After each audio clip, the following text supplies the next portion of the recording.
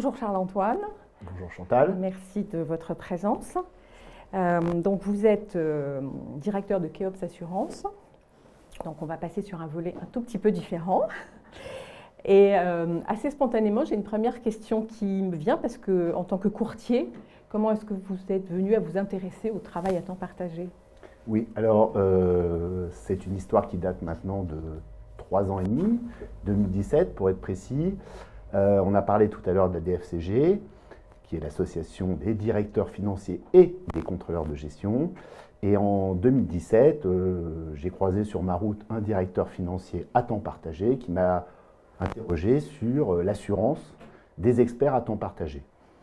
J'avoue, je n'y connaissais absolument rien et pour moi, un directeur financier, c'était quelqu'un qui travaillait dans une entreprise, donc pas de question d'assurance proprement dit, ni pour les DRH d'ailleurs.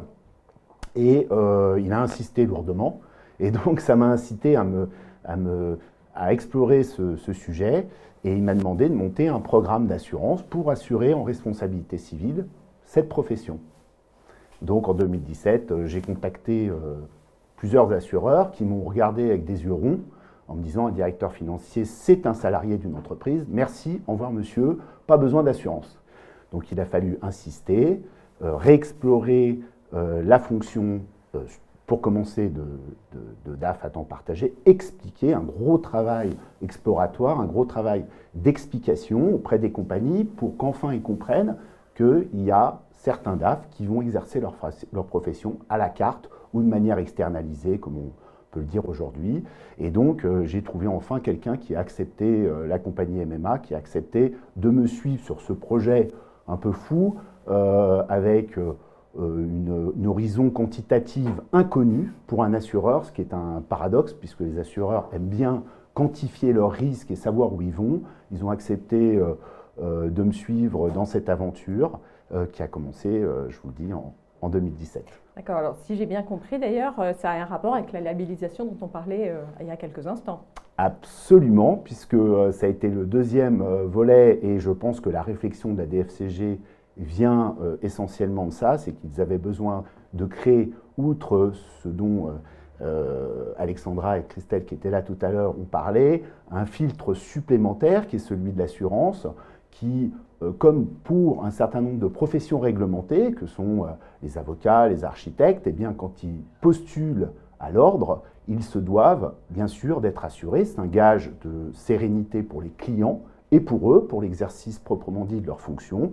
Donc, il était légitime pour la DFCG de demander également que le prétendant, le postulant à la labellisation, soit correctement assuré. D'accord. Et alors, sans rentrer dans des détails trop techniques, cette assurance, elle couvre quoi concrètement? Alors, elle couvre la responsabilité civile professionnelle. Alors, la responsabilité civile professionnelle, pour être simple et pour ne pas rentrer dans des arguties techniques qui pourraient ennuyer tout le monde, c'est les dommages qu'on peut causer à des tiers et notamment prioritairement à ses clients. C'est-à-dire, c'est couvrir les réclamations qui pourraient venir d'une faute, d'une erreur, d'une omission que commettrait le DAF dans l'exercice de ses fonctions. Comme, j'allais dire, une explication simple, comme le médecin qui est devant son champ opératoire et qui se trompe, qui commet une erreur, à ce moment-là, le patient, donc pour le DAF, le client, est en droit d'exercer son droit à émettre une réclamation. D'accord.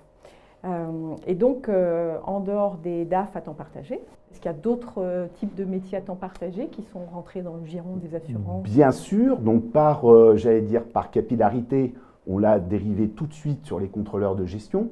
Ça a été l'une des premières réflexions, évidemment, pour assurer cette éminente profession. Et puis, nous l'avons décliné sur les DRH à temps partagé, autre fonction support importante de l'entreprise, avec des garanties de même nature, toujours la responsabilité civile professionnelle. Et puis, nous l'avons décliné aussi sur les directeurs commerciaux à temps partagé, directeurs marketing à temps partagé et directeurs, j'ai dit communication, marketing et commerciaux. Voilà. D'accord, donc le champ s'étend. Le champ s'étend. Et il y a encore de la marge, j'imagine. Et il y a encore de la marge. D'accord. Alors, moi, je me suis dit, cette assurance, finalement, contrairement à l'assurance auto ou habitation, elle n'a aucun caractère obligatoire. Exact. Donc, quelle est la valeur ajoutée pour un expert à temps partagé d'y souscrire? En dehors de la labellisation, qui est un choix un tout petit peu particulier. Alors, évidemment, comme vous disiez très justement, Chantal, elle n'est pas obligatoire, comme l'est l'assurance automobile, l'assurance au dommage ouvrage. Il y en a quelques-unes en France qui sont rendues obligatoires par le Code civil. Ce n'est pas le cas, ou par des ordres spécifiques, comme je l'ai signifié tout à l'heure. Aujourd'hui, j'allais dire, n'importe qui peut apposer sa plaque DRH ou DAF à temps partagé sur son immeuble et exercer sa profession. Néanmoins, le fait de couvrir cette assurance permet d'abord au directeur financier à temps partagé d'exercer son métier sereinement en se disant que s'il commet une erreur dans l'exercice de son métier, il y a un assureur solvable derrière qui va intervenir, donc qui va prendre sa place dans la gestion d'une éventuelle réclamation.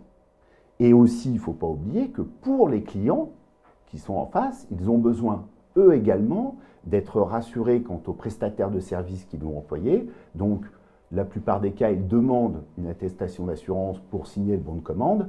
Eh bien, c'est là que nous intervenons et nous fournissons à ce moment-là le document nécessaire. D'accord, donc l'expert à temps partagé qui va permettre à son client final d'une certaine sérénité, de lui dégager du temps pour se consacrer à son cœur de métier. Vous, en fait, vous êtes du côté d'assurance, celui qui fait la même chose pour l'expert à temps partagé.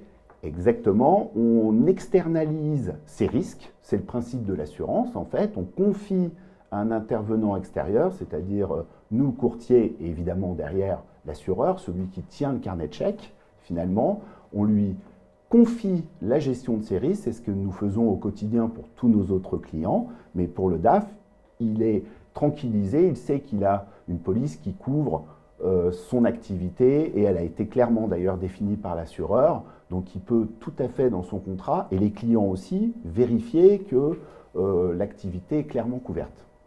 D'accord, donc un point effectivement important pour pouvoir se consacrer pleinement à son cœur de métier et là on boucle la boucle parce qu'on est totalement dans la philosophie du temps partagé. Absolument.